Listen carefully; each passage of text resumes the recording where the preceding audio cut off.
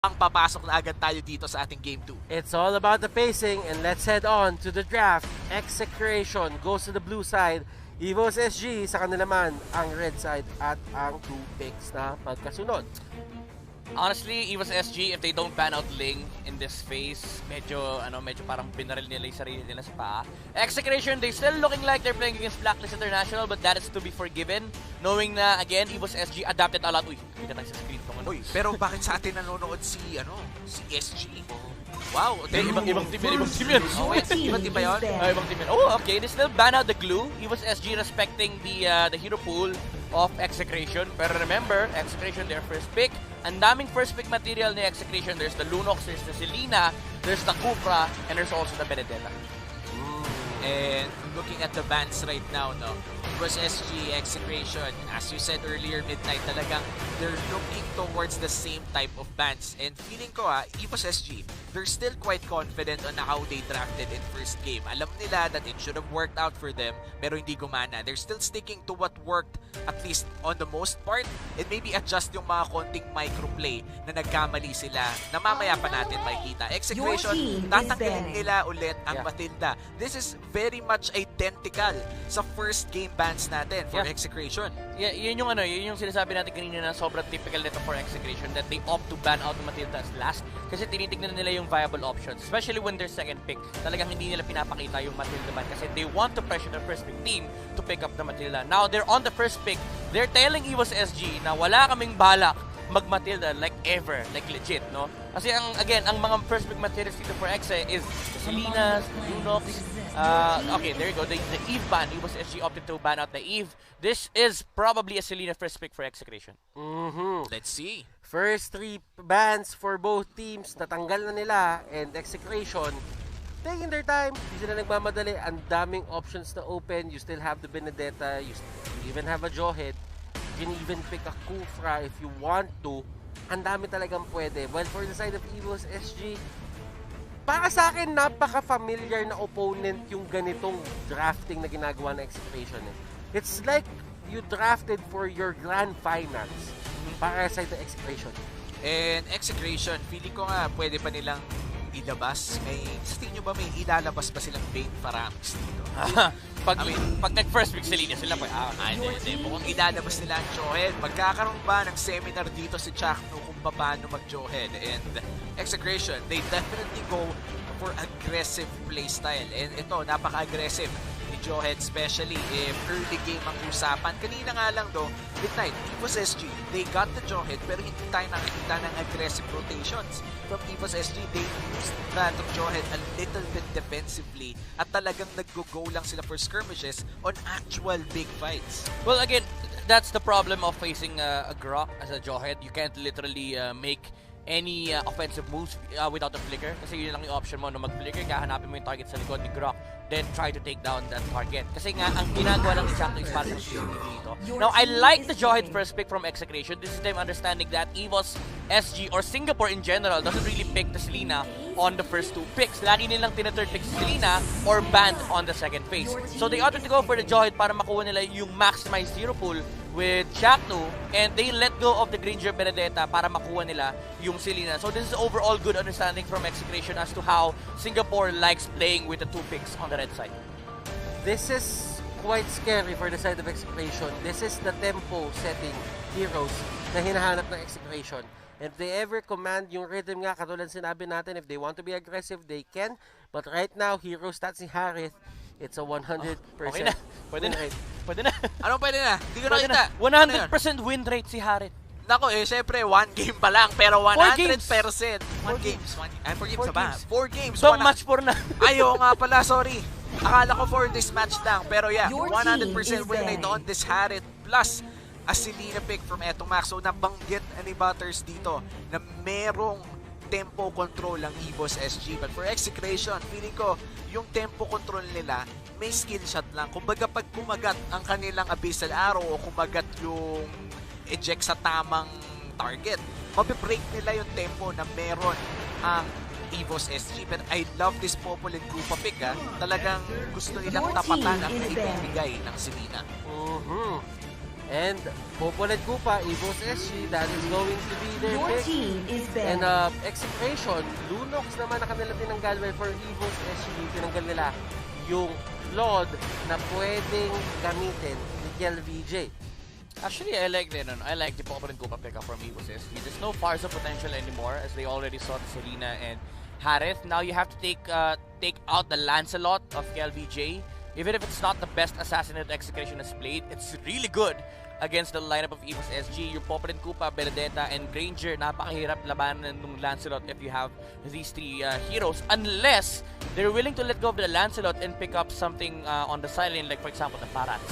Para lang may ma-maximize nila yung fact na pwede kasing i-pick ni Execration yung Selena tsaka Lancelot. So most likely parang, alam mo, tinetelegraph lang ni Evos SG. Okay, maglalan Selena sa Exe, ang ganda ng first pick Barat sa atin sa second phase. Yeah, and they ban out the Pakito. Ibig sabihin, inopen nila yung sinasabi mong Lancelot and Execration. They ban out the Farsa, even if it's more of a reactive. Kumbaga, ayaw nilang may kalaban na Farsa on Evos SG side. Now, they have actually ang daming options ng Execration dito ngayon against Evos SG. The Selena against the Popol and Koopa alone would be a battle of information. But apart from that, the tempo could easily switch between two teams. The early damage coming in from Granger and Benedetta versus yung early potential na tumama yung mga skill shots nito ni Selena to the follow-up of the Jawhead. Again, Execration versus Evos SG, based on the first 3 picks alone, talagang magiging ano yung term nyo doon? Yung pag sobrang ma-action Bakbakan. Bakbakan? O balagbagan ng Balagbagan. mga action Jackson. Madami. Hinahanap ko yung term eh. Kasi merong Action Jackson eh. Marami. Ayan yung Lance. Ayan na yung Okay, Lance. I pero like ito, it. Lance and Uranus, ang last pick ng Execration, last 2 picks rather, Evos SG, they go for Rafaela, which means there is a probability na kumuha na sila ng tank side laner kasi nga medyo kulang yung kanilang tanking potential.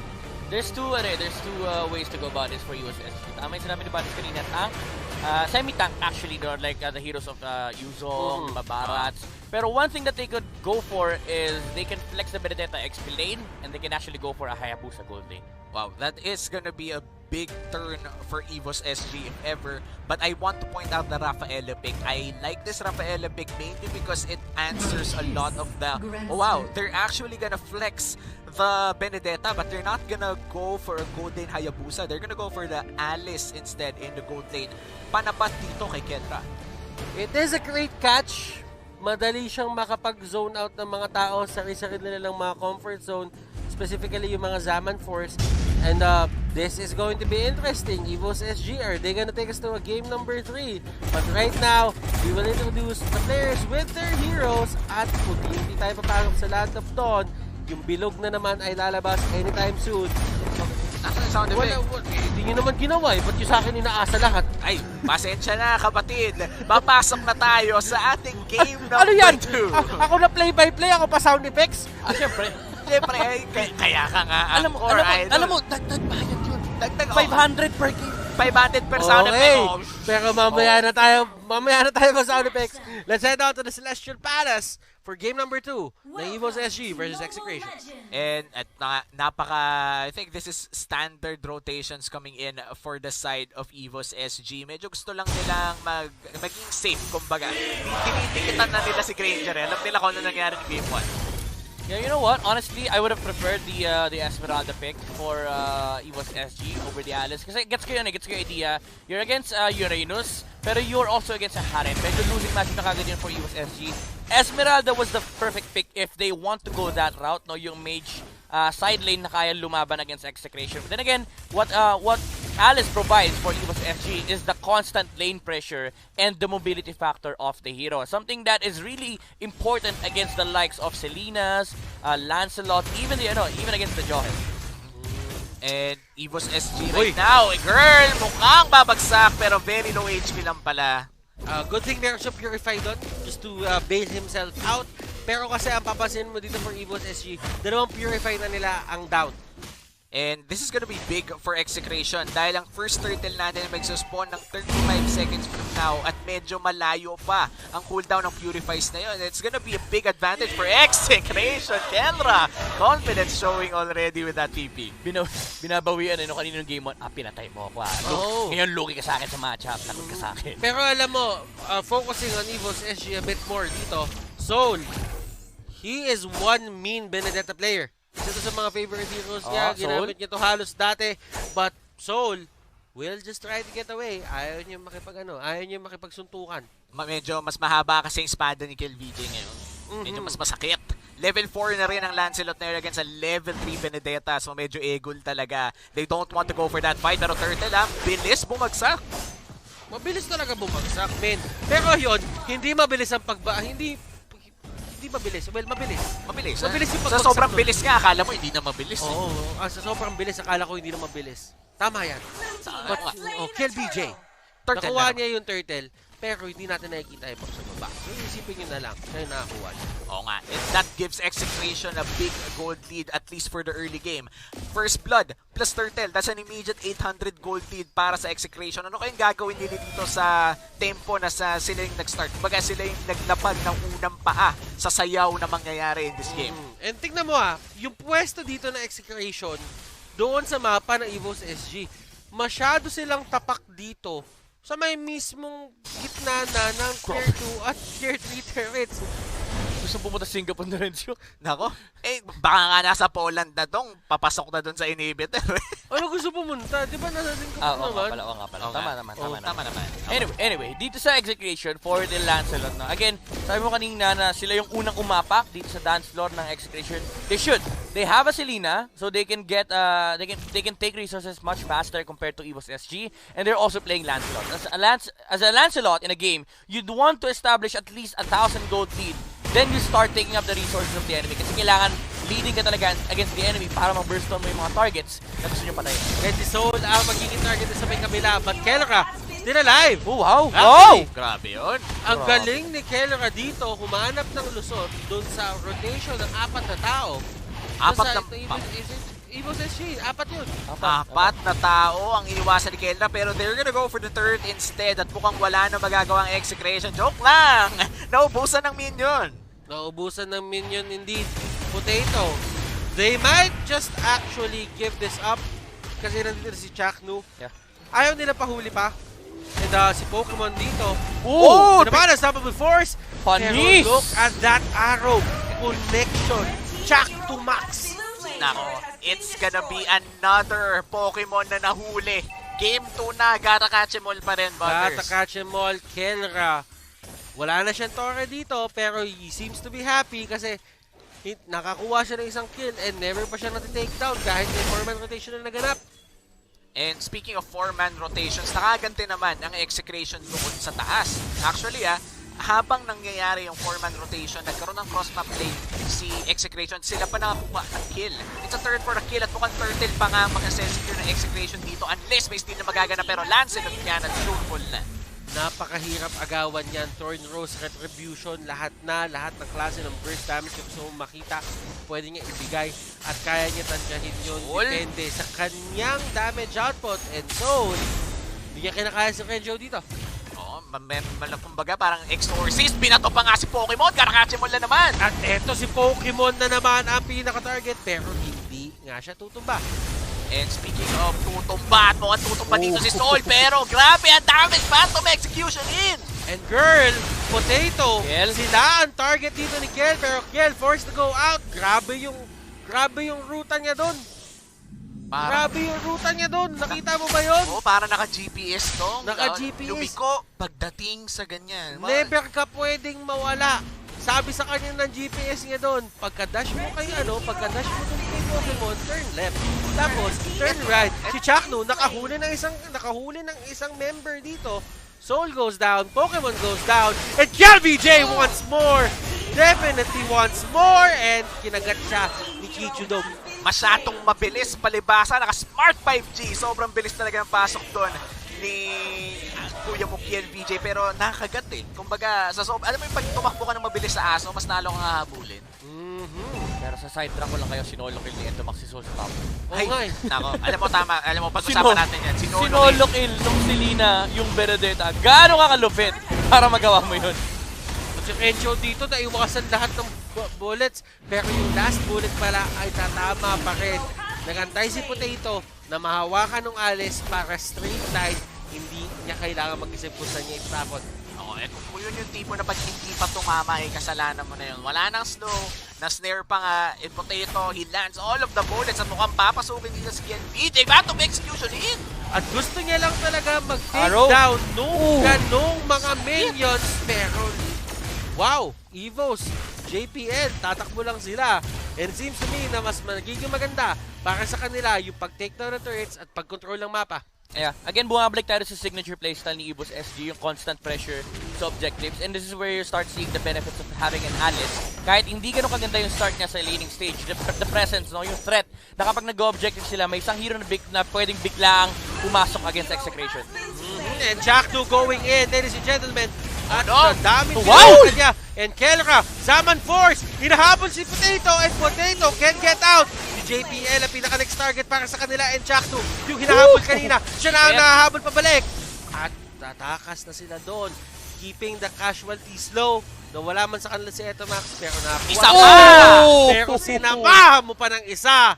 Makulit, makulit. Pumasok pa ulit at binigyan ng Execration. And Execration akala mo malapit nang bumagsak si Chakno pero hindi siya bumagsak ng walang ganti. Flicker out, binalibad sa buong tropa. Pokemon na naman! At dami sana pwedeng puntahan ni Pokemon doon. Kaso hinarangan lahat ni Etomax. Nako. And Execration, they definitely control the tempo right now. 3K gold lead and a 7 kill lead as well for Execration. At lahat ng turtle sa kanila din napunta. Yeah, honestly, this is something that you would expect on the side of Execration whenever they get Joyd and Selena. And gusto ko yung item build-up ni Renzo, yung Brute Force breastplate first item. Siya yung kumaga parang CCTV naman this time around, hindi na si Chakno. Kasi ang trabaho ni Chakno dito is to set up and make sure na may mapapatay kagad sila sa side ng Evos SG. Kaya ang ganda nung play niya kanina, nung akala natin si Execration yung lugi. Pero pumasok pa si Chakno, sabi niya, akala nyo, di ako lalaban Tinapon niya pabalik si Potato para maabot siya ni KLBJ at ni Kelra. Slowly but surely, yung members dito ng Evos SG, kumukuha sila ng torre left and right. Habang si Renjo naman, kinokontrol niya itong baba para makuha yung mga turrets. Renjo? This looks like the second turret at 1/4 HP. Hindi pa tutumba dito, pero sabi nila Kelra, sige, may sumagot doon. Kunin na natin itong nasa taas at palitin na natin ang mundo ng Evos SG. Sabi, kunwari na lang, hindi ko nakita yung holy baptism na yon. But right now, there is a fight happening, ladies and gentlemen. Evos zone. Next target, Kelra, is going crazy sa mga bagay na ginagawa niya dito. And I feel like Evos SG, they could have gotten that fight. Kaso hindi talaga tumama yung Holy Baptism ng Rafaela. If they got Kelra early with that ultimate, that could have been a different story. Pero nabigyan ng free reign si Kelra dahil nga dun sa hindi tumamang ultimate, Zaman Force na pag, only dash, only damage, and kita naman kung gaano nakasakit si Kelra at this part of the game. 5-0-4. Unaharit. This is a dominating performance coming out from Execration, Evos SG. Considering na sobrang ganda ng start nila, it seems to me na hindi talaga nila mahawakan yung kalamangan na meron sila pagdating sa early game papuntang mid game. Yeah, medyo nakikita din kasi natin yung playstyle ng Evos SG. They're really not good. Oy, tinamaan na naman! Sa pool, isa na pa. naman. Ay, mukhang may takas. Safe na. Efas siya doon, efas siya. Pero muntikan na naman ng Renzo. Makatakas kaya siya dito. Final bullet pa tumama. But still, fact remains, kahit ma-take down yung si Renzo, there is still pressure on other sides of the map. And mapapansin ninyo, it takes a lot of resources. Ang daming resources na nasasayang kapag tinitake down mo ang isang Uranus at full HP. Yeah. And Takes again, a lot. we go back to the idea na si Evos SG, hindi nila talaga playstyle na kailangan nila protektahan si Potato. As much as possible, they want to be the ones who are putting the pressure against Execration. But then again, you are playing into assassins. Actually, ang daming pwedeng pampatay ng Execration to anybody on the side of Evos SG. Kapag tinamaan ka ng araw, patay ka. Pag nahuli ka ni Chaknu, patay ka. Kapag nakita ka ni KLVJ, patay ka rin. So, ang daming options na Execration to get pickups. And at the same time, yung team fight nila, lamang pa sila kasi yung team fight ng Evos SG, it's an Alice, and you naturally just lose to a Harith. And looking at the stats right now for Evos SG, feeling ko hindi dapat sila kukulangin sa damage. But then again, the Benedetta is 0-4-0. Dapat hindi sila kinukulang sa damage dito. They have 2 supports, sure. Pero meron silang Benedetta. Kaso nga lang, 0-4-0. The moment na hindi magkaroon ng maraming items or at least 2 items on time ang isang Benedetta, medyo kukulangin talaga ang damage. Even when you land the Alecto final blow. But you do have to remember, late game potential, there is some in Evos SG. The Alice is there. Considering pa na talagang kailangan pang i-set up or kailangan pa talagang patagalin yung laro para sa kanila ngayon. But for the side of Execration, they do have the Harith. Meron pa silang KLVJ dito at Etomax na kayang mag-pick up ng kahit sino at certain moments, and si Chaknu, pwede pa siya maghain ng kills para sa teammates niya. Despite being dangerous for Execration, they will be securing this Lord. Pero konti na lang That could have been a 3v5 or a 3v4 for Evos SG, pero hindi nila kinuha. They didn't risk it. Yeah, things will about to become worse for Evos SG. Na-pick up na yung Divine Glaive kay Kelrad. That Harith, yung damage output itong taong to, it's gonna hurt a lot on the side of Evos SG. Disol, tumatakbo, tinatakbuhan niya talaga at yung Evos SG, hindi na sila lumalayo doon sa kanilang base. Alam nila na sobrang daming pick-off potential na meron niya yung Execration na isang maling tapak nyo lang, literal, kaya kayo pasabugin. And Renjo gets out, pero nahuli sa likod si Potato at hindi ganun katagal yung pagkaka-disable sa kanya. Kenra, ayan, nakagante ng isa. Bagsak dito si Alice at mukhang Torre ang susunod nila. And that's a 1-4. Araw? Wala namang nangyayari. Wala namang pala. Wala namang nangyayari. Practice lang. Kinagat lang. Konting pagpasarap. And as you can see, there is a Lord going for the turret doon sa may taas. And unti-unting nawawalan dito ng space ang side ng Evos SG at tumama na naman kay Soul. Pero Soul is much more ready sa mga ganyang areas. Kumbaga parang may arrow to the heart, laging may arrow to the stomach naman sa ating game. Grabe si ito, sobrang lalim naman. Sobrang lalim. Imagine mo dong, sobrang lalim ng abyssal arrow, lumulusot na sa puso, diretsong kaluluwa na. Ganong asintado si ito, Max. Execration, they are just lurking the area. Kumbaga, ito yung pinakalamang nila para sa akin. Like, meron din naman ganito yung side ng Evos SG. Pero I feel for Execration, yung freedom na meron sila sa mapa ngayon, parang ang dali maglagay ng abyssal trap.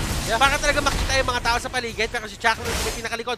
And they're just gonna back off. Ayaw nila mag-engage.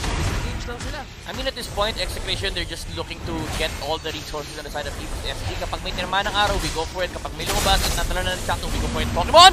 Naku po, meron siyang truncheon dito, pero this might be a disaster for Evos SG. Rapo, mapasok. Yung pana hindi tatama, pero walang silang pakialam doon. Renjo and the others, they go in. Binato pa ni Chaknu si Renjo palabas para save siya. 2 members on the side of Evos SG down. Renjo and the others, andito sila sa area, and si Selena nasa labas. Bato na siya ng bato ng pana at hindi na naman tatama, pero those are good arrows kasi laging nasa-zone out, laging na-isolate yung ibang members ito sa side ng Evos SG. At eto na si KLVJ going in! Phantom Execution! Tumama sa karamihan! And that is going to be it. Walang buhay dito para sa side ng Evos SG and Execration. They take the series with a 2-0. Malinis na malinis, gentlemen. Malinis ang Pilipinas ngayon, mga kapatid. 2-0 din kanina. 2-0 din ngayon. Blacklist International.